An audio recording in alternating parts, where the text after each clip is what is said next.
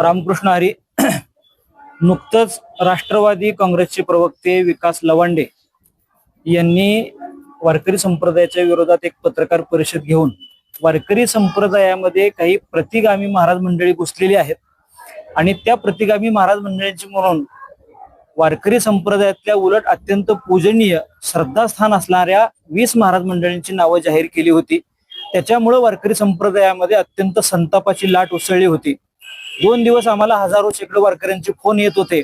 कायदा सुव्यवस्थेचा प्रश्न निर्माण होत होता. मात्र आम्ही सर्वांना शांततेचं आवाहन केलं असून आज आम्ही पंढरपूर शहर पोलीस स्टेशनला महाराष्ट्रातील तमाम वारकऱ्यांच्या वतीनं या ठिकाणी ही जी आमची संप्रदायातली श्रद्धास्थानं आहेत यांच्यावरती ज्या पद्धतीनं आक्षेपार्ह शब्दामध्ये वक्तव्य केली गेलेली आहेत याच्या पाठीमागे समाज स्वास्थ्य बिघडवणे, 2 समाजामध्ये तेढ निर्माण करणे आणि एकूण कायदा सुव्यवस्थेचा प्रश्न निर्माण करणे अशा पद्धतीची भूमिका दिसून येते.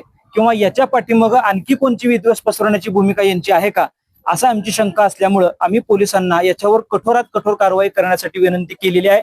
आणि आमच्या विनंतीला मान देऊन माननीय या ठिकाणी असणारे पोलीस शहर निरीक्षक यांनी याच्यावरती तात्काळ कारवाई करत याच्यामध्ये गुन्हा दाखल केलेला आहे आणि लवकरच या संदर्भातली कठोर कारवाई होईल.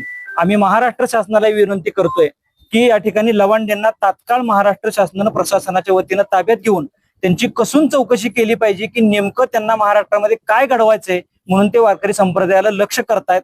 आज वारकरी संप्रदाय या ठिकाणी त्यांच्यावर गुन्हा दाखल करण्यासाठी एकत्र आला होता. त्या पद्धतीचा गुन्हा या ठिकाणी दाखल झालेला आहे.